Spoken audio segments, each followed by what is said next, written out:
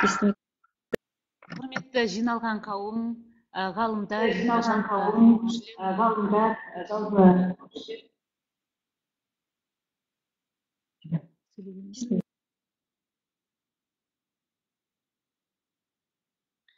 мына банк саласына байланысты банк саласы терминдерін аудару барысындағы қордаланған мәселелер атты онлайн семинарымызға қош келдіңіздер. Сіздер осы алаңды ашқалы бері әртүрлі салалардағы салалық терминологияға мән беріп, сол әртүрлі салалардағы терминдердің аударылу барысына, жалпы терминдердің баламаларына байланысты бірқатар семинар-конференцияларымызды өткізіп жүрміз. Және осы кезекті семинарымызды банк саласындағы терминдер мәселесіне арнап отырмыз. Себебі салалық терминологияны дамытпайынша біздің ұлттық терминологиямызды дамыту мүмкін емес. Салалық терминологияны сала мамандары жасайды. Сол сала мамандарының өздерінің қандай пікірлері бар, осы салалық терминологиядағы балама мәселелеріне байланысты қандай уәжді ұсыныстар бар, соны тыңдау мақсатында бүгінгі семинарды арнаған болатынбыз. Жалпы семинарда бір баяндамашы бар, ол банк қаржы саласындағы терминдер бірізділігі мәселесі деген тақырыпта Сайран Қарлыбайқызы Серімбетованың баяндамасын тыңдаймыз. Баяндамада негізінен Қазақстан Республикасының ұлттық банкі ұйымдастыру жұмысы және бақылау департаменті мемлекеттік тілді дамыту және аударма басқармасы бастығының орынбасары Сайран Қарлыбайқызы Серімбетоваға сөз кезегі беріледі. Қайырлы күн, құрметті әріптестер. Тағы да осы кезекті онлайн семинарымызда сіздерді көргеніме өте қуаныштымын. Жалпы семинардың өтетіндігі жайында енді хабар алғанымызбен, оған негізгі баяндамашы ретінде сөз сөйлейтіндігімді кішкене кешірек біліп қалдым. Сондықтан енді қолымдағы бар баяндамаммен келіп отырмын. Соны ескерте кетейін деп отырмын. Енді жалпы тіл тазалығы өзіміз білеміз, еліміздің кез келген өзінің егемендігін алған, тәуелсіздігін бағалайтын мемлекет үшін ол үлкен құндылық тіл тазалығы. Сондықтан ол қай салада болсын, ол банк экономиканың қай саласы болсын, банк болсын, басқа болсын салада терминдердің бір ізді, бас аяғы жинақы болуы, олардың өзінің орынды пайдаланылуы өте орынды мәселе. Сондықтан енді мен қаржы саласы, банк саласындағы терминдерге қатысты тоқталып өтсем деймін. Енді жалпы өздеріңізге белгілі, банк жүйесінде ұлттық банк бірінші деңгейдегі банкте, ал қалған банктердің барлығы екінші деңгейдегі банктер болып саналады. Ұлттық банк қалған екінші деңгейдегі банктер үшін ережелер, қағидалар, пруденциалдық нормативтерді әзірлеуші және сол талаптарды бекітуші орган болып табылады. Сондықтан да біздің дайындаған, біздің әзірлеген құжаттарымыз барлық екінші деңгейдегі банктер, оның ішінде осы қаржы, экономиканың қаржы, сақтандыру нарығы саласындағы ұйымдар, компаниялар үшін негізге алатын бағыттаушы құжаттар болып табылады. Енді қаржы банк саласындағы терминдерге, олардың бірізділігіне қатысты айтатын болсақ, ең алдымен мынау екінші деңгейдегі банктердің түрлі өнімдеріне қатысты өзімізге күнделікті көшеде, өмірімізде кездесетін суда, кредит, обменный курс, стоимость, цена, банк второго уровня, процент деген сияқты тағы да басқа көптеген сөздер бірден ойымызға келеді. Енді қанша осы айтып жатырмын жаңа, нарықта, қаржы нарығында қанша екінші деңгейдегі банк болса, осы сөздерге қатысты сонша пікір бар, нұсқа бар. Себебі банк саласындағы терминдерді қолдануда жаңағы біз өзіміз айтып кеткен бірізділік әлде ақсап тұр. Енді осы сөздерге қатысты кішкене айтып өтсем, суда деген қатысты, суда мысалы.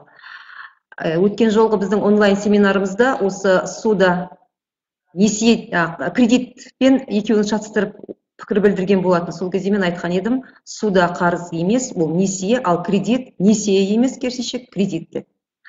Бақ беттерінде де, радио телевидениеде осы обменный курс деген сөз тіркесіне қатысты айырбас бағамы деген жиі айтылады. Айырбас баға емес, айырбастау бағамы. Стоимость көбіне баға деген сөзбен шатыстырылады. Баға цена, ал құн стоимость енді олардың аражігі ашылған. Банк второго уровня деген даже осы сөз тіркесінің өзі екінші деңгейлі банк деп алынып жүр. Әлі күнге дейін алынып та жүр. Екінші деңгейдегі банк. Залог кепіл заты емес, кепіл. Предмет залога деген мағына сөз тіркесі бар. Кепіл заты, кепіл нысанасы деп алынады ол. Кривая доходность қисық кірістілік емес, кірістілік қисық болмайды. Кез келген ұйымның, кәсіпорынның есебіне түскен кірістіліктің өзінің бір динамикасы серпіні болады. Сол түскен динамиканы біз кірістілік қисығы дейміз. Біресе түседі, ол біресе көтеріледі. Осы кірістілік жайында болып тұр әңгіме. Платежи и переводы денег. Ақша төлемі мен аударымы деген сөз тіркесін жиі кездестіреміз. 17 жылы төлемдер және төлем жүйелері туралы Қазақстан Республикасының заңы жаңа редакцияда қабылданды. Ол жерде бір айта кетерлік нәрсе, осы бұрыннан айтылып келе жатқан ақша төлемі мен аударымы дұрыс емес нұсқа дұрысталып, төлемдер және ақша аударым болып жаңадан алынды, дұрыс алынды. База данных, деректер базасы емес, дерекқор, енді ол бізге сіңісіп те кетті, бірге жазылатын сөз болып. Динамика, енді әр уақытта ұлттық банк саласында динамика деген сөз біресе серпін, біресе динамика болып алынатын. Ол біздегі терминдердің әр ізді, әр түрлі алынуы ұлттық банктағы жұмыс істеп жатқан қызметкерлер, аудармашыларға байланысты емес, кейде ол субъективті себептерге де байланысты болып жатады. Себебі біздің құжаттарымыз көбіне үкіметтік деңгейдегі президентіміз қол қоятын заңдар, заң жобалары, нормативтік актілер. Сол кезде егер де осы нұсқаны сіз серпінді динамика деп алмасаңыз, қабылдамаймыз деген сияқты бізде кейде сөздер болып жатады. Соған байланысты қайтып оралатын кездеріміз болып жатады, оны жасыра алмаймыз. Сондықтан динамиканы серпін деп те, динамика деп те әртүрлі сөйлегеніміз сондай себептерге байланысты болды. Қазір оны біз серпін деп бір үзінді кесілді алып жүрміз.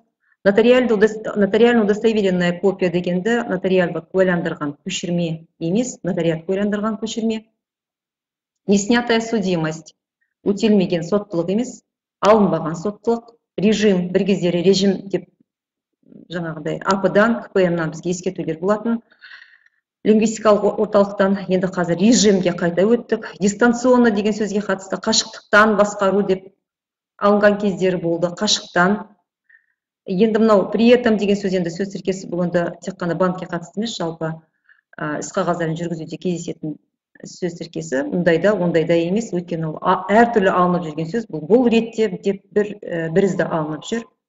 Ал енді мынау стабильность пен устойчивость деген сөздерге келетін болсақ, екеуінің аражігі ашылған сөздер, бірақ әлде осы қазіргі күнге дейін стабильності орнықтылық, устойчивості орнықтылық деп екеуінде бір сөзбен алынып жүрген кездер бар. Енді біз өз тарапымыздан стабильностің тұрақтылық, устойчивостің орнықтылық екендігін айтып жүрміз. Қаржы нарығында кездесетін тағы бір құбылыс, волатильность, құбылмалылық. Жаңа өзіміз айтып кеткен айырбастау бағамының біресе өсіп, бағамның біресе түсіп, нарықта болып жатқан жағдайларға байланысты ауысып өзгеріп отыруы, ол құбылмалылық, волатильность деген нәрсе. Сонымен қатар хат хабар алмасуда өте жиі кездесетін, бірақ әртүрлі алынатын сөздер мен сөз тіркестеріне қатысты алатын болсақ, енді бұл хат хабар алмасу тек қана банк саласы емес, басқа салаларда да бар. Енді бұл сөз тіркестеріне біз неге қарапайым сөз тіркестері әртүрлі ала беруге де болады, мұнда тұрған не бар дегенде пікір бар бізде. Бірақ біз үкіметтік құжаттармен жұмыс істейтін болғандықтан, оның үстіне біздің ұлттық банктың есебін президент тыңдап, қол қоятын болғандықтан, ол президент әкімшілігінің де және премьер-министр кеңсесінің де сараптауынан өтеді. Сол кезде бізге айтылған сөз ескертулерге сәйкес алынған сөз тіркестері. Кроме того, бұдан басқа, сонымен қатар деп әртүрлі алына беретін. Бірақ енді біз үзілді кесілді әрбір сөз, әрбір құжатымызда үтіргенде, пунктуациялық қатенде болмауына көңіл бөлеміз. Сондықтан қарапайым мынандай сөздерде қате кетпес үшін, бізге ешбір ескертудің болмау үшін, немесе ескертуді барынша азайту үшін, біз осы сөздерді өзімізге негізге алып отырып жазамыз. Және ол әрқайсымызға жеке-жеке әрқайсымыздың жұмыс үстелімізде жатқан ескертулер. Оларды біз ескереміз. Кроме того, бұдан басқа, кроме этого, сонымен қатар, сонымен бірге, тем не менее, соған қарамастан, вместе с тем, сонымен қатар. Также, сонымен қатар, үтір қойылмайды. Енді орыс тілінде также дейді, үтір қойып жазады, қазақ тілінде қоймай жазамыз. Ал егерде етістіктің алдында да, те, та, те шылаулар арқылы да берсек, ол да қате болып саналмайды. Өйткені сонымен қатар болып, кейде бір сөйлемнің ішінде қайталанбауы қажет. Ол өзіміздің стилистикалық мәселеге байланысты. Сөйлемнің ортасында также болып келсе, ол сондай ақ болып жазылады. Состояние мен ситуацияға қатысты осындай тағы да бір не бар, енді шатыстыратын кездеріміз болады. Состояние жай, күй, ситуация, ахуал, положение, жағдай. Біз енді осы үш сөзді өзімізге дәл осы аударма, осы несінде аламыз, балама күйінде. Себебі әрқайсының мағынасы үшеуінің де мағынасы бір-біріне жақын болғанмен, әрқайсының өзінің мағыналық реңкі бар. Мониторинг деген сөзге қатысты, енді бұрын біз мониторинг жүргізу дейтінбіз, енді қазіргі құжаттарымызда мониторинг деу дейміз. Ол да жаңағы бізге лингвистикалық сараптама тарапынан берілген ескертулердің нәтижесінде алып жүрміз осыны. Идентификация сөзіне қатысты бұрын сәйкестендіру деп алатынбыз. Қазір идентификаттау дейміз, жеке тұлғаларды идентификаттау, заңды тұлғаларды идентификаттау өздерінің белгілі бір белгілеріне байланысты.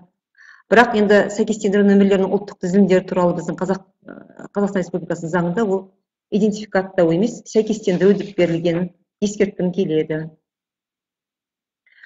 Ал енді өзіміздің ішкі мемлекеттік органдармен жасалған құжаттарда біз жаңа идентификаттауды сәйкестендіру деп те алып жүрміз. Өйткені мағынасын беріп тұрған сөз. Енді тағы бір доступ деген сөзден алынатын туындайтын сөздерге тоқталып өтсем, доступ, доступна, доступность деген сөздер жиі кездеседі. Оны біз ол сөздерді қолжетімділік деген сияқты сөздермен шектемей, кейде өзінің мәнмәтіндік қолданысына қарай, например, такая-то информация доступна на таком-то сайте деген выражение болады сөз тіркестері. Сол кезде мынадай ақпаратты мынадай сайттан алуға болады. Қолжетімді, рұқсат деген сияқты сөздермен ауыстырамыз. Представление деген сөзіне қатысты. Бұрынғы қабылданған заңдарда ол беру, ұсыну, кейде табыс ету деген баламалармен берілген.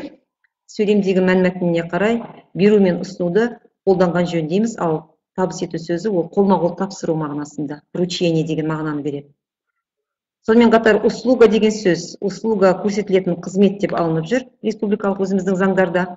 Ал оказание услуги болса қызмет көрсету. Оказание государственных услуг деген кез келген мемлекеттік органда кездесетін сөз тіркесі.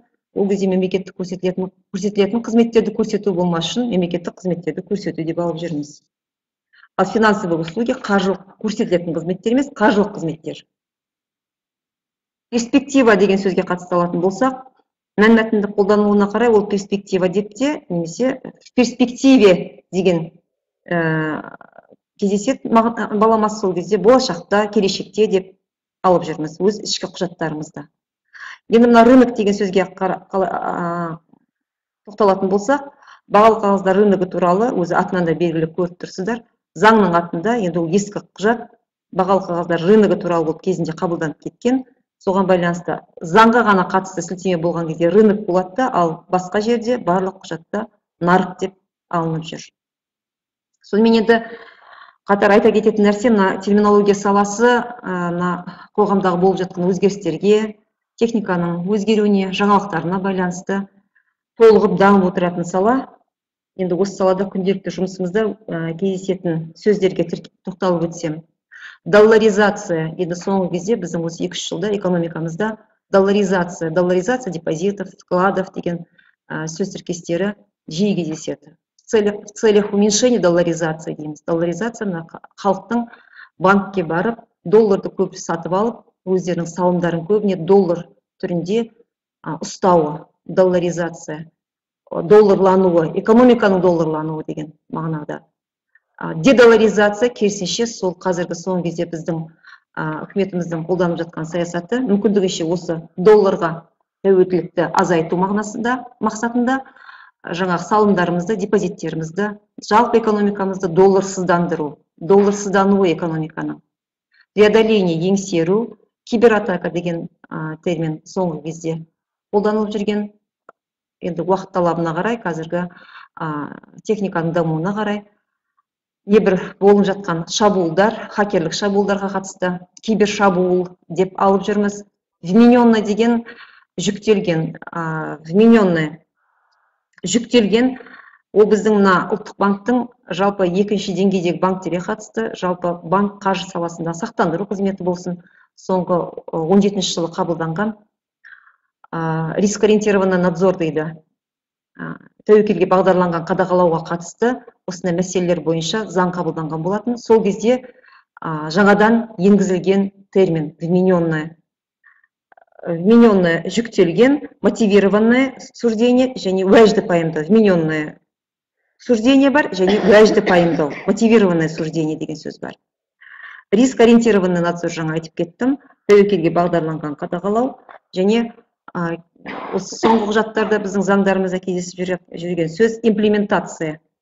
Имплементация бұл нақты іске асыру деген мағынада алынып жүр. Сонымен қатар ұлттық банк қызметкерлері дайындайтын күнделікті құжаттарда жиі кездесетін бірқатар сөз тіркестері вносятся в порядке информации, в порядке исполнения поручения, ақпарат ретінде тапсырманы орындау тәртібінде енгізіліп отыр. Направляет информацию, направляет материалы, ақпаратты жіберіп отыр, материалдарды жолдап отыр деген сияқты бір текті қылып аламыз. Бұл жаңа өзіміз көтерген бірізділік мәселесіне қосқан өзіміздің үлесіміз, өз ішіміздегі.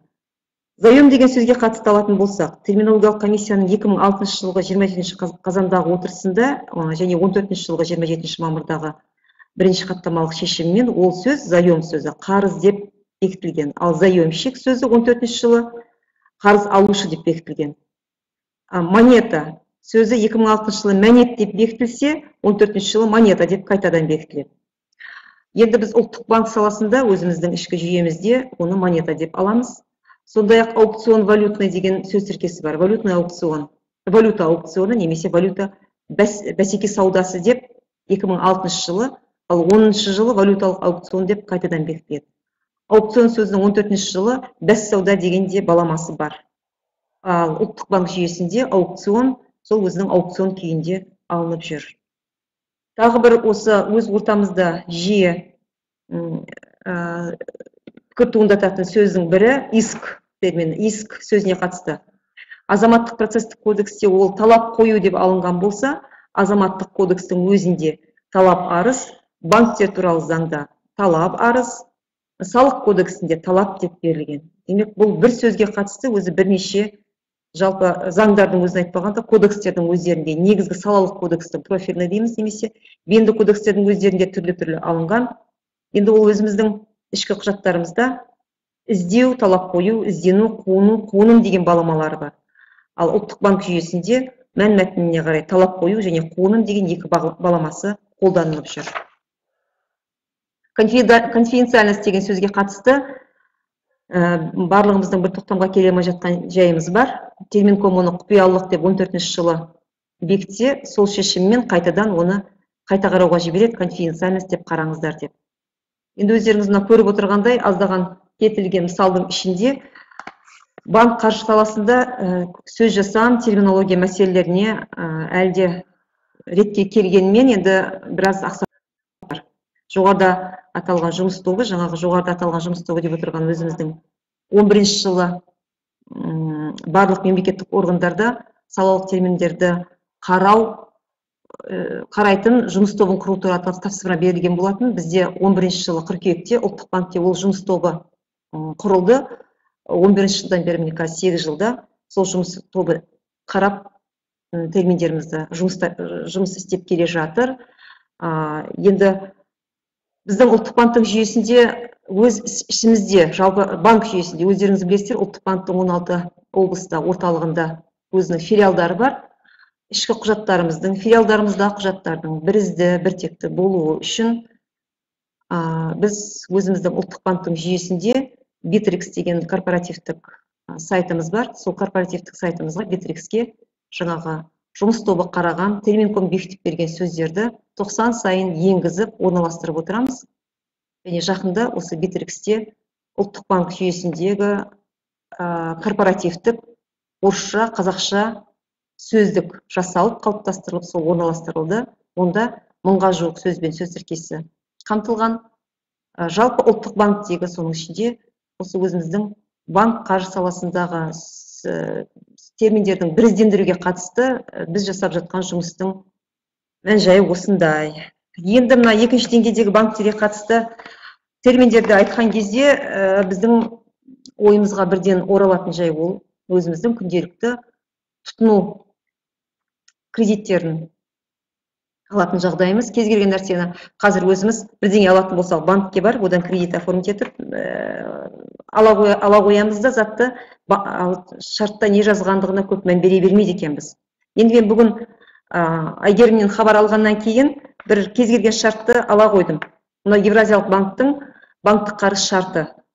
Қазақшасы мен орысшасына бір мән берейінші, енді бір айтылатын нәрсе болғаннан кейін бір көтерейін деген. Енді жалпы бұл айтылып отыратын нәрселер менің ойымша екінші деңгейдегі банктердің барлығында кездесетін жағдай ғой деп ойлаймын.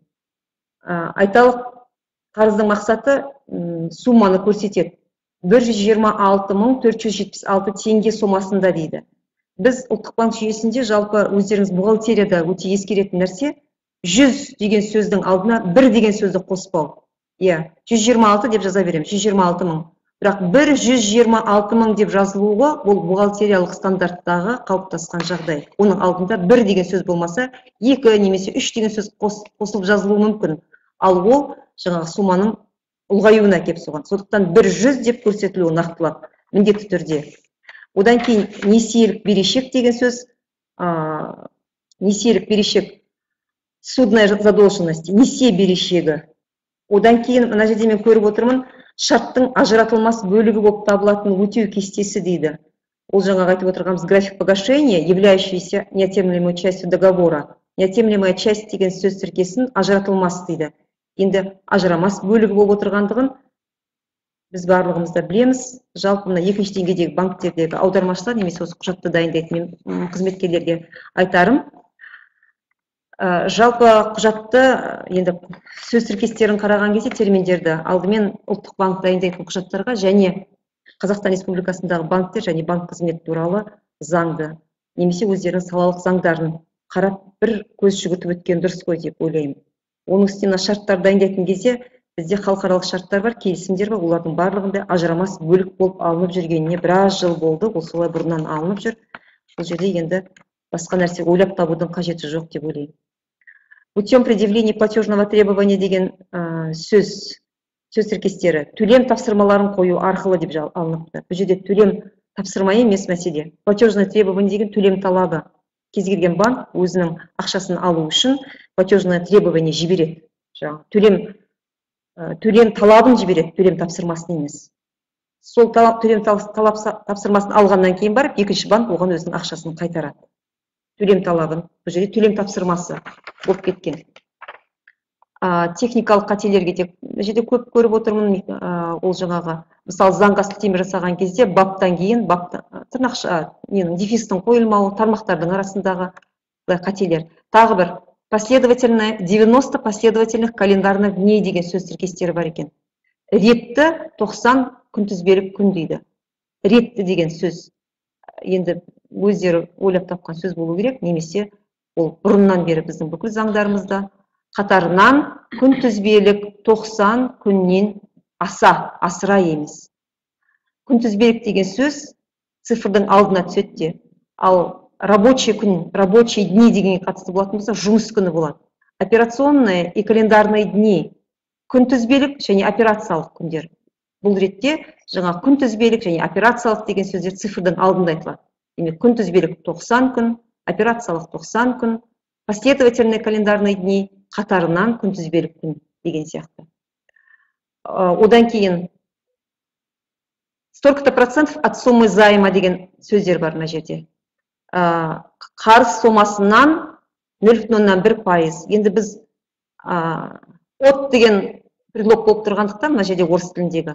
Содан дан ден тан тен болу керек дейді, қарыз сомасынан мынандай пайыз дейді. Бұл біздің өз ішімізде де кездесетін жағдай, мен оны жасыра алмаймын. біздің кейбір мамандарымыз солай деп алады. Қарыз сомасының бірдеңе пайызы, 0,1%.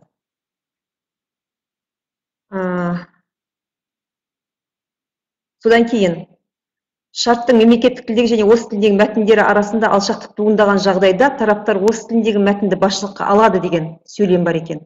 Мен мына сөйлемді оқып отырған кезде өзімнің жаңа қазақ тілінің осы жердегі енді бәріміздің елегеніміз бір терінің пұшпағы ғой. Тілге деген жанашыр ретінде мен мына сөйлемді алғыс тастауды талап етер едім. Біз өз ішімізде ұлттық банкте бұдан бір 10 шақты немесе 12 жыл бұрын алғыс тастадық, иә? Біз өзіміз жазып жүріп алғыс тастадық. Неге? Бұл жерде өз елімізде орыс тіліне басымдық берілу керек бұл жерде. Екі тілде бірдей болу керек бәріміздің де. Көзіміз ашық, қазақ тілінде сауатсыз жазылса, осы сауатсыз түрде дайындаған қызметкер жауап берсін. Бірақ басымдық неге орыс тіліндегі мәтінге берілу керек деп біз өзіміздің уәжімізді айтып, ұлттық банкте осы сөйлемді алғыс тастаған болатынбыз бұдан 15 шақты жыл бұрын. Ал екінші деңгейдегі банктердің мына құжатындағы осыны көріп, бүгін мен кішкене көңілім түсіп қалды. Әлі де бұлар орыс тіліндегі мәтінге басымдық береді де, қазақ тіліндегі мәтін қалай болса жасалып, қатесіне ешкім қарамайды, қате болып жатса бәрі орыс тілі дұрыс қой деген сияқты жаңағы салақтық танытып отыр деген сөз деп өзім ой түйіндедім.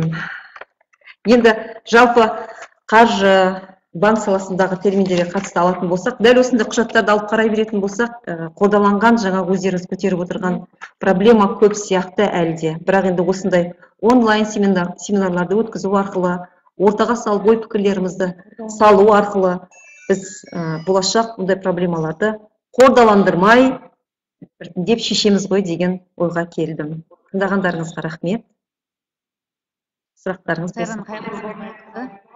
Көп рахмет, сізге өте жақсы, мәнді баяндама жасадыңыз. Жалпы мынау құрметті әріптестер, құрметті көрермендер, өздеріңіз байқап отырған шығарсыздар, біздер алаң ашылғаннан бері форматымызды өзгертіп отырмыз. Мынау бүгін негізінен біз осы банк саласындағы жетекші мамандарды тартып, сол саланың жаңа қордаланған мәселесін шешкіміз келді, және бұны практикалық тұрғыдан талқылағымыз келді. Әрине, теория практикасыз жүрмейді ғой, екеуі қатар жүру керек, бірақ біз бүгін сол осы қандай жалпы өрескел қандай қателіктер беріліп отыр, қандай жерлерде біз жаңа сіз өзіңіз өте жақсы айтып кеттіңіз, мысалға орыс тіліндегі мәтінге басымдық беріледі деген тұста алып тастау керек деп. Осындай өрескел қателіктер жүр әлі күнге дейін, сол тұстарды ашу және осы талқылау, сол талқылағанымызды көпшілік көрсін деген мақсаттан туындаған болатын.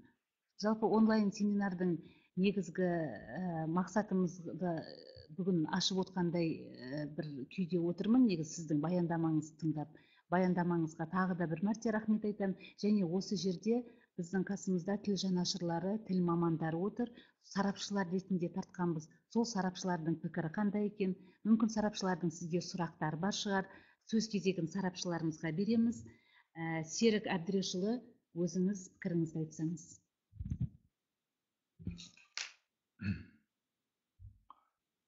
Жалпы баяндамашы өзі айтқандай асығыстау болды дегенмен, жалпы ахуалды берді банк саласындағы терминологияға қатысты. Осыған қатысты жалпы мен осы саладан мамандарына қатысты бірден айтып өтетін ұсыныстарым бар. Бұл саланың қызметкерлері тілге қатысты ол аудармашылар болып келеді. Мынау Сайран ханым секілді сарапшылар бар. Бұлардың бәрін біріктіріп, бұл кісілерді меніңше мәртебе беру керек.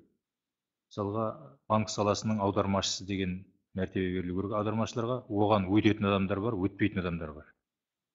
Сол секілді мына банк саласының, мысалы бізден артық біледі, банкі қаржы саласының бұл кісілер енді Сайран секілді. Бұл кісілерге де өз алдына банк саласы бойынша терминология сарапшысы деген сияқты қоғамдық болса да әйтеуір салмағы болмаса да бұл кісілерге бөліп жарып мәртебе беру керек та. Сол арқылы бұл кісілерге міндет жүктейміз. Екіншіден бұл кісілер одан әрі қарай сол міндетті атқаруға тырысып, осы саланы дамытады. Әйтпесе кімнің кім екенін білмей жүрміз қазір. Енді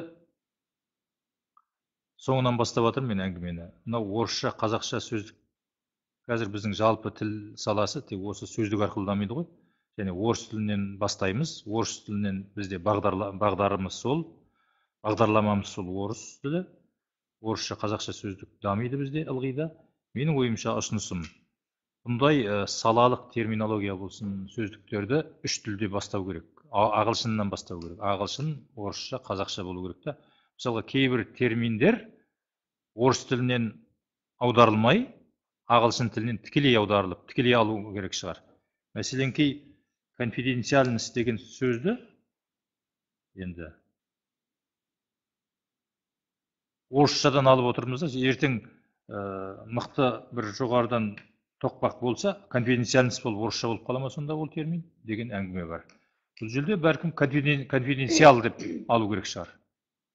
Өзі ағылшын тілінің негізі қазақ тіліне өте жақын келеді. Сондықтан осы бағдарды біз өзгертуіміз керек, үш тілдік бағдарға көшіру керек та, осындай. Ағылшынша, орысша, қазақша болып жүру керек. Жаңағыдай орысшадан аударылатын, тікелей алынатын сөздерді бәлкім ағылшыншадан алған дұрыс болатын шығар. Енді жалпы әрине баяндаманы айттым, негізгі мазмұн жөнінде сөздер мен сөз тіркестеріне тоқталдыңыз. Жалпы енді тақырып терминология болғаннан кейін, оны бәлкім ол әңгімені өздеріңіз аудармашылармен біріккен ортада айтқандарыңыз жөн болар.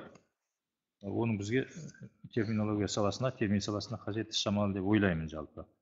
Дегенмен, мысалға өзіңіз айтқан неснятая судимость дегенді алынбаған соттылық деп аударып жүрсіздер.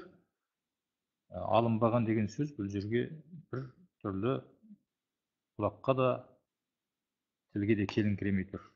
Бәлкім оны басқа сөздер қарастыру керек шығар. Шегерілмеген бе, соттылықтың өзі әрине бұл заңгерлік саланыкі, енді шын мәнінде банк саласына жақын қарамайды.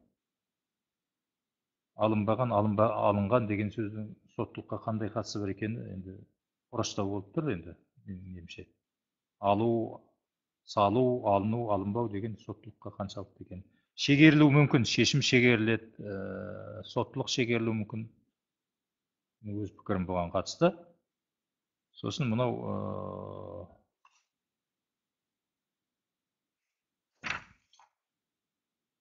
құбылмалылық, волатильность. Осы жерде мына жалпы терминді қазақшалағанда, қазақтандырғанда, оның тек қана грамматикалық жағы емес, оның жазылуы мен айтылуына да назар аудару керек та. Мысалы, Совет үкіметі кезінде қалыптасқан терминді алатын болсақ, ол кезде тіпті соның ауызға жеңілдігі, айтылуы да қаралады да. Мысалы, құбылмалылық дегендің өзінде бір емес үш ұл тұр да, оның өзінің айта алмайсың. Қазақтың өзінің тілі келмейді да. Бәлкім ол құбылғыштық шығар. Бұны әлде де қарау керек бұндай мәселелерді. Осыны қарағанда, осындай терминді өздеріңізде сенім күдік туғызатын болса, соны сіздер ұсынғандарыңыз дұрыс. Мына жер ыңғайсыз. Мысалға, бұл калька, былай айтқанда. Құбылма деген сөзді алып тұрмыз да, соған лылықты тіркеп тұрмыз бірінен соң бірі. Осындай сөздерді қайта қарау керек, айтылуы ыңғайлы болу керек. Баяндаманың өзінде де қазақ тұттығып жатса, ол тілден қазақтың өзі бастап қашады, басқа халықтарды былай қойғанда. Сондықтан терминді қарағанда, оның орфографиялық жағы да егіз қаралу керек деген ойдамын. Идентификацияға байланысты айтарым. Егер заңның өзінде сәйкестендіру болып тұрса, оған өлім жітімізді салып, идентификация деп кері қарай тартудың қажеті қанша екен. Осында қарау керек. Әуелі заңды өзгерту керек онда. Қазақ тіліне осы неге байланысты. Жалпы бұндай ұсыныс жасау керек. Қазақстан Республикасындағы заңдамалардың барлығын қазақ тілінің терминология саласынан қайта қарау керек. Сондай ұсыныс жасап, кәдімгі оның барлығын онда өзгерту керек. Бүкіл заңдарды, осы терминді, өйткені бұл тіл ғой, мемлекеттік тіл. Заңда сәйкестендіру болып тұр да, ал бұлай оны біз идентификация деп пайдаланамыз мысалға. Бұл жерде де ағылшын тілінен алған дұрыс шығар мүмкін. Identification дейсіміз бе, бұл тіпті қазақшаға жақындау. Қорқатын болсақ сәйкестендіруден дегенім ғой. Осындай ойым бар. Сосын мына доступнысқа байланысты жалпы қолжетімді деген сөздегі тіркестің өзі қазақ тіліне сәйкес емес. Жет сөзіне, етістігіне жұрнақтарын жалғау арқылы әрине келім, кетім, жетім деген айтуға болатын шығар, бірақ жетім деген қазақта сөз жоқ, бір ғана сөз бар, ол сиратаның несі, солай ғой. Енді негізінде бұл қол жеткіз деген сөзден шығу керек. Қол жеткізім. Бұның өзі түбірімен қате. Бұл грамматикалық, филологиялық жағынан, лингвистикалық жағынан қате сөз бұл негізінде. Бұл кіріп кетті қазір. Қол жетім, қол қалай жетім болуы мүмкін? Қол жеткізім болуы мүмкін. Ал былай алатын болсақ, қол жетер, қол жетпес. Доступны, недоступны дегеніңіз сол қазақша. Қол жетеріңіз доступны, қол жетпесіңіз недоступны. Егер шынтуайтына келгенде, таза қазақы осы. Қол жетімді қайдан тауып алғанымызды білмеймін, бірақ енді сіздерге қатысты емес ол. Бұл жалпы біздің өзіміздің қазақ тілінің ортасындағы зорлап кіргізген нәрселер. Осындай нәрселер бар. Рынокқа байланысты алатын болсақ, жаңа дұрыс айттыңыз. Заңда рынок болып жүр. Ал енді бұл қазақшасы рынок деп сайрап отырмыз. Бұл негізінде қазақша оқытын болсаң, рынок. И жоқ бұл жерде. И дыбысы жоқ. Рынок. Солай оқуымыз керек, солай айтуымыз керек. Ал орысша болса, сөйлем, онда рынок деп айтуымыз керек. Солай ғой. Әлі күнге дейін осы қарапайым нәрсе, бірақ біз баяғы советтік неден, стереотиптен, қасаңдықтан өте алмай жүрміз. Нарық деген сөз рыноктың негізінде зорлап жасалған баламасы. 90-шы жылдарда жаңағы тіл жанашырлары ой бойлап жүріп, барлық терминді қазақшалаймыз деп жүргендегі жақсы. Нарық деген парсының сөзі әрине. Ол, былай айтсаңыз, рыночная стоимость, меніңше. Егер шынтуайтына келгенде, бұның нарқы не дейді? Парқы не деген басқа сөз, соған сәйкес нарық. Ол рыночная стоимость. Базардағы баға ғой. Соны біз алдық та, базардың, рынок дегеніміз ол экономикалық базар, былай айтқанда. Сол базар дегеніміз жақсы еді, шынтуайтына келгенде. Бұл да әрине банк саласына қатыстыдан гөрі жалпы терминологияға қатысты нәрселер. Бұл сөздер, бұл жағы әлі талқыланып жүрген жоқ. Енді мына жерде обмененный деген сөз, жүктелген дегенді мен бір түрлі қабылдап отырмын. Бұнда қайта қарау керек деп ойлаймын. Енгізілгенге жақын ба, білмеймін, енді бұны тереңдетіп қарау керек. Жалпы бұл мәселені банк саласының, қаржы саласының тек қана осы саланың мамандары, негізінен осы саланың мамандары дамыту керек, осы саланың мамандары жанашыр болу керек, басқа лингвистер, басқа тіл жанашырлары оған қатысатындай бір жағдай жасау керек. Ол бір чат бола ма, ол бір сайт бола ма, портал болса, сол жердегі бір пікірталас алаңы бола ма, аудармашылар қатысу керек ол жерде. Сонда бұл сала өзімен өзі тұйықталып қалмайды, өзінің қатесімен өздері өмір сүре бермейді. Сонда жаңа жалпы қазақ несие мен кредитті шатастырмайтын болады. Соның өзі жаңа ажыратып келеді ғой енді.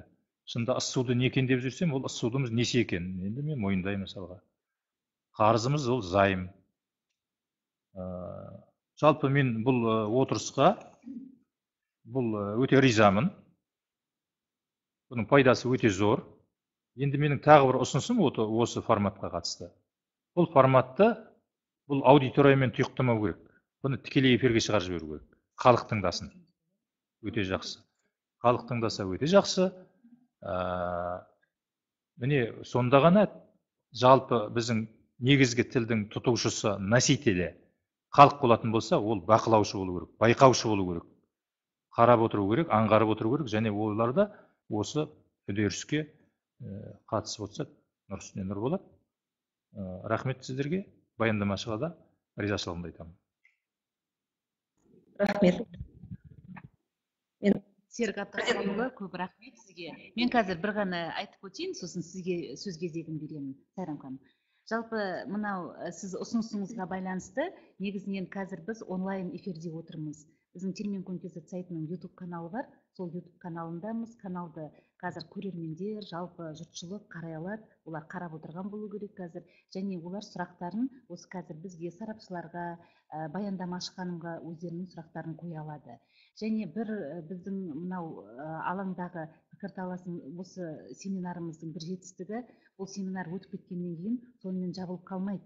Өтіп кеткеннен кейін де қараушы бір айдан кейін, 2 айдан кейін болсын, 1 жылдан кейін болсын қарап, осыған байланысты сұрақтар туындаса, өздерінің пікірлері болса, астына, каналымыздың астына жазып өзінің ұсыныстарын, пікірлерін, уәждерін қалдыра алады.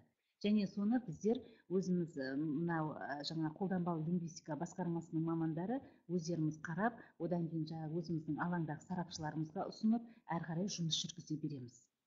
Жақсы, Сая, 1 минут. Онда өте жақсы нәрсе екен. Мен YouTube-та отырғанымызды жаңа біліп отырмын, шын айтайын. Біріншіден, бұл мәселені онда әлеуметтік желілерге алдын ала бағдарламасын, хабарландыруды тастау керек. Мен өзім Facebook-та көп отыратын адаммын, бұндайды мен білген жоқпын, көрген жоқпын.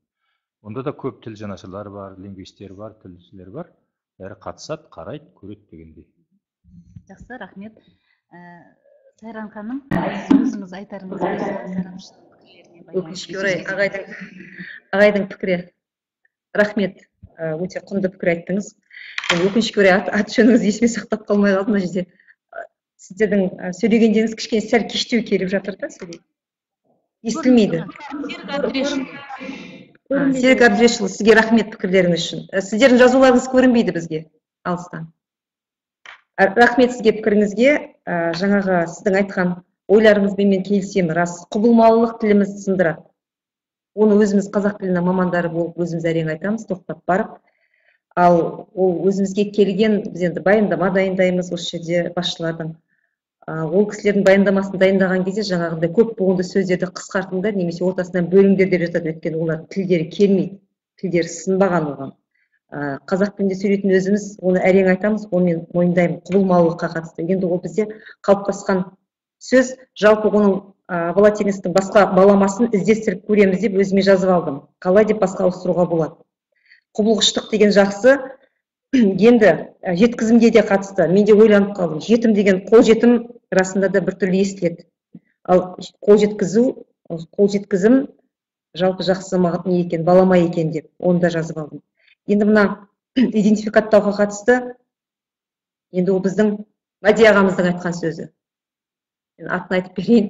Жалпы біздің құжаттарымызда сәйкестендіру деп кеткен кезде, ол кісі маған өзі жеке хабарласып, ешқандай идентификаттау деген сөздің мағынасы терең сәйкестендіруден. Сондықтан солай деп аламыз болды деді. Мен өзім жеке сөйлескен болатын. Ол кісі айтты, мен айтам, енді заң, ұлттық идентификаттау туралы заң бар ғой, сәйкестендіру туралы. Сонда біз қайтадан қайтып бара аламыз ба, ораламыз ба дегенде, оның екеуінің мағынасы екі түрлі екен, мағынасын ашып жатуға уақыт болмады ол жерде. Сонымен ол кісіге жіберетін құжатымызға идентификаттау деп жазамыз, Мәди ағаға баратын құжатқа, сараптамаға, өз ішімізде сәйкестендіру деп аламыз. Жалпы мағынасын беріп тұрған сөз. Ал жаңағы неге неснятая судимость деген жалпы банк қаржы саласына ғана қатысты емес, жалпы экономикадағы барлық нәрсе. Мына екінші деңгейдегі банктердің бірінші басшыларын тағайындайтын кезде ұлттық банк өкілетті орган ретінде барлық құжаттарын ол адамның тағайындалатын бірінші басшының немесе екінші басшының құжаттарын талап етеді берілу. Сол кезде ол адамның бұрын сотталмағандығын растайтын құжат. Соны талап етеді. То есть справка о снятие судимости немесе о неснятии судимости деп аталады ол құжаты. Сол жаңағы алынбаған соттылықты бізге кодексте берілген сөз тіркесі, соған сәйкес алып жүрміз. Енді ол біздің банк тікелей қаржы саласына қатысы жоқ, оны дұрыс айтасыз. Жалпы вмененный деген сөз, біз жаңағы РОН деген заң дедік қой, риск-ориентированный надзор.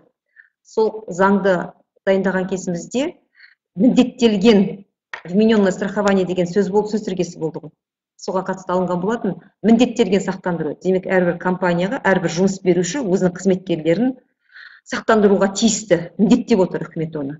Вмененное страхование, міндеттелген сақтандыру. Біз солай деп жіберген болатынбыз. Заңға қол қойылатын кезде, ол және президент әкімшілігінен болған түзету болу керек, жүктелген деп өзгертіп жіберіпті. Енді оны ағай, сіз қалай ойлайсыз біздің сөзімізді міндеттелген? Енді оны өзіңіз тағы да білдіре жатарсыз пікіріңізді. Осындай жаңа сіздің пікірлеріңізге қатысты ойым. Жүктеу. Жақсы, Сайран ханым, бізде екінші сарапшымыз бар. Ол кісі осы тіл қазына ұлттық ғылыми статистикалық орталық лингвистика басқармасының жетекші қызметкері Бақытгүл Дәуітбекқызы. Қайырлы күн, құрметті әріптестер, тіл жанашырлары. Біз баяндамашының жаңағы банк терминдері бойынша айтқан барлық терминдерін талдауын тыңдап шықтық. Оған байланысты бірінші сарапшымыз Серік Әбдірешұлы құнды пікірлер айтты. Оның ішінде маған өте көңілімді аударған нәрсе, ол мына салалық терминологияның аудармашысы деген арнайы бір сертификаты бар, сондай бір маманның бір түрі ретінде сіздерді сондай бір дәрежелеріңізді көтеру үшін ғана емес, сіздерге сол маманның шын мәніндегі аудармашы иесі ретінде сол сертификаттар болса, сіздердің бұдан да ары осы сала бойынша жұмыс істеу қарқындарыңыз күшейтеді деген ойдамыз. Оның үстіне былай айтамыз, салалық терминдерді жасайтындар, негізгі сала мамандары дейміз ғой.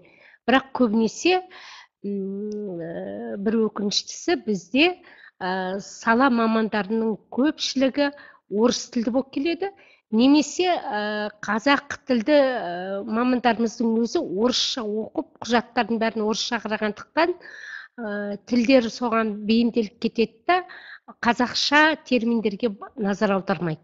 Сонда бұл жерде сол қазақша терминдерге назар аударып, оны жөндейтін жерін жөндеп қарастыратын шын мәнінде әрбір салада отырған аудармашылар. Яғни барлық айналып кеп сіздерге кеп тіреледі. Сондықтан біз сіздерге бір қолайлысы бұл жағынан сол саланың ішінде отырыстар, сала мамандармен тығыз байланысты болғандықтан көп нәрсені, терминдерді өте жақсы түсінесіздер. Мысалы, біз филологтар көп нәрсені біле бермейміз. Өзімізге тікелей қатысты болмаса, мысалы, банк, қаржы саласының терминдерін білеміз деп, оның дефинициясын ашып береміз деп айту қиын. Дегенмен де мына жалпы аудармашыларда да кездесетін жай, жалпы біздің қазақ тілі жалғалмалы тіл деген желеумен барлық орыс сөздеріне болсын, қазақ сөздеріне болсын, келсін келмесін жұрнақ, яғни қосымшаларды жалғай беру. Содан барып жаңағы Серік Әбдірешұлы айтқандай, ол қазақша сөздің өзін айту, өзімізге тіліміз бұралып, айту қиынға түседі. Сондықтан да мүмкін кейбір сөздер біраз уақыттан кейін өзінің қолданыстан шығып қалатында содан болу керек. Енді жаңағы айтылып жатқан, талдаған терминдерге байланысты бір сөз, ол аукцион. Аукцион сөзі жаңа айтылып жатыр, 18 жылға дейін бәссауда болып келген екен де, одан кейін 2018 жылы ол аукцион болып бекітіліпті қайтадан.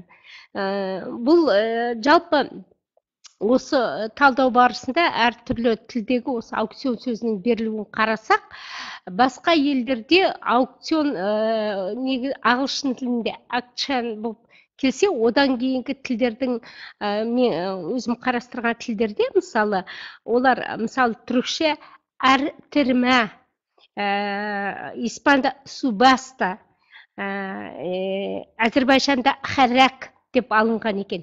Яғни олар өздерінің тілдеріндегі сөздік қорындағы сөзді пайдаланып отырып, осы аукцион терминін алып отыр. Олай болса, біздің бәссауданы, енді ол термин көп, неге оны аукцион қайта ауыстырып тастаған мен өзім білмейді екем. Бірақ бәссауда аукцион сөзінің дефинициясын толық ашып тұр деп ойлаймын.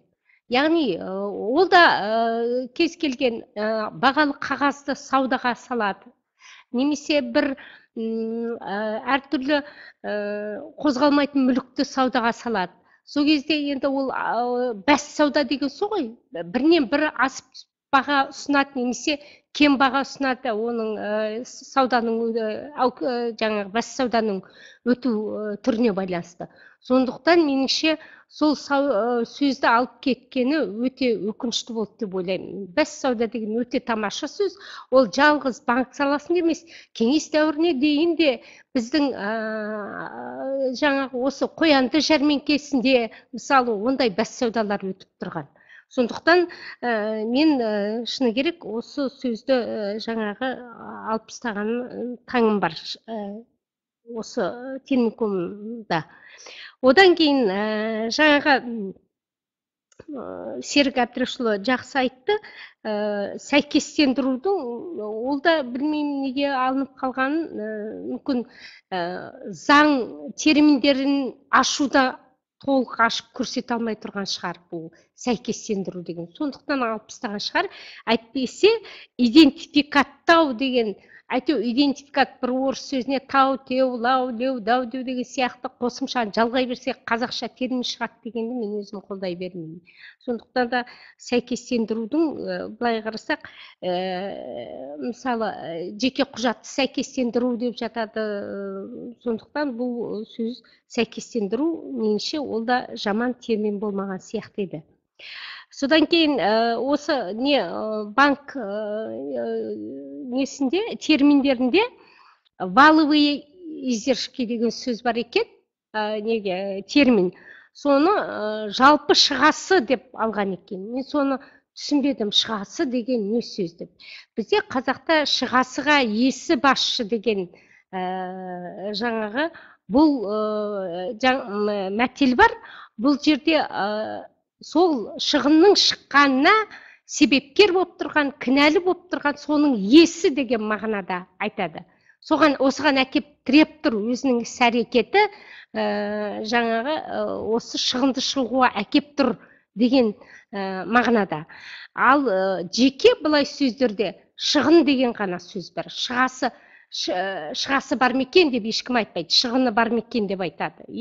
Сондықтан да осы валовые издержки дегенді жалпы шығасы деп аударған қаншалықты дұрыс болған, мен оны кім қалай ұсынғанын түсіне алмадым. Шығасы деп бізде жеке сөз ретінде қолданылмайды. Осыны сіздерде ол термин бар, сондықтан осыны байқасаңыздар. Сосын жаңа айтып жастар вместе с тем, а также деген сияқты, соның ішінде кроме этого дегенді сонымен бірге деп аламыз депсіздер, ол сонымен бірге ме, бұдан басқа, одан басқа деп кетеді. Бұдан басқа, одан басқа деген мағынада жұмсалады, кроме этого. Сонымен бірге деп, вместе с тем деген сонымен бірге. Ал енді кроме этого ол бұдан басқа болады. Міне осындай жаңағы болашақта ескерсеңіздер деген ұсынысымыз бар. Содан кейін жаңағы режимді біресе режим дейміз, біресе режим деп айтамыз. Енді соны біз режим деп алсақ деп алып жүрміз деп айтқан екенсіздер. Өздеріңіз білесіздер, мына қазақ тілін латын әліпбиіне көшудегі бір мақсат, ол барынша жат сөздерден арылып шет тілдік сөздерді егер аударуға келмей бара жатса, өзіміздің тілімізге барынша бейімдеп айту. Сондықтан да режим дегеннен гөрі режим деп айтқан біздің тілімізге анағұрлым жақын. Сондай-ақ жаңа әліпбидің ережелерінде өзіңіз шет жағасын естіп келе жатқан шығарсыздар, бұрынғы шет тілі сөзінде қолданылатын, мысалы я, ю, ц деген әріптер жоқ. Осы әріптердің орнына біз барынша өзіміздің әріптерді береміз. Сондай кезде кірме сөздердің барлығы біздің тілімізге 19 ғасырдың аяғы, 26 ғасырдың басындағы сияқты өзіміздің тілімізге икемделіп игеріледі. Жәшік, кәмпит деген сияқты. Сол сияқты мына режимді де режим деп айта берсе, онда тұрған ештеңе жоқ деп ойлаймын. Ең бастысы бұл жерде біз сізге өте ризамыз. Енді біраз жыл болған сөзіңізге қараған, былай тәжірибеңіз мол, осы салада аудармашы болып жүрген, істеп жүргеніңізге біраз уақыт болған сияқты. Алдағы уақытта сіз жаңағы сала маманы ретінде қарауымызға тіпті болады. Сіз сол жерде әбден болған кейін әрбір сөздің мән мағынасын жақсы біліп тұрсыз. Біз болып, сіз болып, осы банк саласында тағы да осындай әртүрлі терминдерді бірлесіп ұсынып, терминкомға шығарып отырсақ, неғұрлым өзіміздің тілімізге бейімдеп, бұл өте жақсы тәжірибе болар еді. Рахмет. Бақытгүл Дәуітбекқызы, мынау пікірлеріңізге, сараптамаңызға көп рахмет айтамыз. Сіздердің алдарыңызда баяндама оқыған Сайран Қарлыбайқызы, Қазақстан Республикасы ұлттық банкі ұйымдастыру жұмысы және бақылау департаменті мемлекеттік тілді дамыту және аударма басқармасы бастығының орынбасары. Бұл кісі енді құжаттармен жалпы тікелей айналысып отырған маман. Сол себепті де біз бүгінгі баяндамамызға баяндамашы ретінде осы кісіге қолқа салып тарттық. Сізге көп алғысымызды білдіреміз. Жалпы мынау банк саласы, бұл қаржы саласы деген үлкен еліміздегі жаңағы біздің тілімізді ғылым тіліне айналдыратын, жалпы экономикамызға әсер ететін үлкен сала. Сол саланың маманы ретінде сіздің баяндама оқығаныңызға тағы да алғыс білдіреміз, және бүгінгі баяндамаңыз өте сәтті шықты деп есептейміз. Енді біз мына баяндаманы жасау барысында сұрақ қойып отыр. Сіздердің әріптестеріңіз болу керек. Банк саласындағы терминдерді аударуда қандай сөздіктер мен сайттарды басшылыққа аласыздар деген сұрақ қойыпты сізге. Жалпы терминдерді егер жалпы біздің құжат дайындауда негізгі басшылыққа алатынымыз ол біздің нормативтік құқықтық базамыз, заңдарымыз, өзіміздің ішкі нормативтік актілеріміз, заң аясында, үкіметтің қаулылары, президентіміздің жарлықтары, негізгі алатын құжаттарымыз осы. Ал жалпы енді ол жерден таппай жатсақ, өзара ойласып, ақылдасып аламыз консенсус арқылы. Кәдімгі ортақ пікір салып, ортаға бізде аз адам емес, мына жерде біраз адам бар, барлығы да филологтар, ортақтасып ой пікірмен келетін сөздер көбісі. Негізі құжат, негізі басшылыққа алатынымыз жаңағы өзіміз нормативтік базамыз. Жаңағы Бақытгүл Дәуітбекқызының пікіріне рахмет айтқым керек. Жаңағы издержки деген сөзге қатысты. Шығасы деген қайдан алынған сөз деп жатырсыз ғой. Мына банк саласында понесенные издержки, убытки, затраты, расходы деген сөз бірінен соң бірі келеді. Бір сөйлемнің ішінде осы төртеуі бірдей келеді. Жалпы барлығының мағынасы шығын. Кәсіпорынның, ұйымның шеккен шығындары. Ал енді оны аударуға құжаттың жаңағы өзіңіз білесіз, аутентификация деген мәселе бар. Бірдейлендіру деп жүрміз ғой қазір. Осы тілде қанша жерде сөз болса, сонша сөз болу керек. Содан туындаған сөз болу керек. Өйткені убытокты зиян десек, затраты шығын, расходы шығыс, ал издержки шығасы. Егер біз оның барлығын бір сөзбен, шығынмен беріп жіберсек, мына жерде 4 сөз тұр, оны неге сен бір сөзбен бересің деп біздің аудармамызды жоққа шығарып жіберетін инстанциялар, сатылар бар екенін оны сіз білесіз. Сондықтан содан алынған сөз ол. Жалпы шығасы. Шығасы болмай, кіресі кірмейді дегенде қазақта сөз бар ғой, шығын болмай, кіресі кірмейді деген. Жалпы мынау заңнама мәтіндеріне байланысты бізде алдында семинар болды. Және біздің форумның аясында, үлкен тіл форумы өтті. Сол форумның аясында және тіл деген алаң өтті. Сол алаңда осы мәселе қарастырылды. Жалпы заң терминдері, негізі заңнама мәтіндері, заңнамалық құжаттардың барлығы мемлекеттік тілде даярлану керек. Мемлекеттік тілде даярланып, қажеттілік туындаса, орыс тіліне аударуымыз керек. Бірақ енді бізге бүгінгі таңда ең өкініштісі, керісінше бүкіл құжаттар орыс тілінде даярланады, оны қазақ тіліне аударамыз. Ол енді үлкен бір өзекті мәселелеріміздің бірі. Және сіздердің салаларыңызда да жаңағы екі тел нұсқалылық дейді ғой, екі мәтін, орыс тіліндегі мәтіннен қазақ тіліндегі мәтіннің тел нұсқалылығы екеуі бірдей болу керек, қанша сөз бар сонша сөз болу керек деген соның өзі біздің тілімізді дамытпай отырған ең үлкен кедергі. Себебі біздің қазақ тілі агглютинативті тіл, орыс тілі флективті тіл. Орыс тілінің заңдылықтары қазақ тілінің заңдылықтарына сәйкес келмейді. Сол себепті де бізде осындай бір түсініспеушіліктер туындап жатады. Бірақ бұны сіздердің мынау шешімдеріңіз сәтті шешім екенін енді өздеріңіз жаңа Бақытгүл апай сұрағын қойды, сұрақтың барысында өзіңіз жауап беріп, сол шешімді көрсеттіңіз. Енді мына жерде жалпы уақытқа байланысты біздер енді эфирлік уақыт 1 сағат уақыт берілді. Соған байланысты біз баяндамамызды қысқартуымыз керек, жалпы отырысымызды. Бірақ әр қарайда біз сізге алғысымызды айта отырып, әр қарай бірге жұмыс жасайық деген ұсынысымызды білдіреміз. Жалпы сіздер өздеріңіздің осындай сұрақтарыңызды туындаған терминдерге, сөз тіркесіне, оралымдарға байланысты біздің Терминком.kz сайтындағы алаңға орналастырыңыздар. Сол алаңға орналасқан кезде әркім талқыға салады, жалпы жұртшылық, ол жерде ғалымдар бар, сала мамандары бар. Талқылауда саламызда кеңесіп пішкен тон келте болмайды дегендей бір жақсы нәтиже шығарамыз деген сенімдеміз. Көп рахмет, құрметті әріптестер, құрметті тыңдаушылар, баршаларыңызға рахмет. Бүгінгі онлайн семинарымыз аяқталғанмен біз әрі қарай жалғастыра береміз. Мынау YouTube каналымызға пікірлеріңізді, ұсыныстарыңызды, тілектеріңізді жазуларыңызға болады. Әрі қарай жұмыс жасаймыз бірлесіп. Рахмет.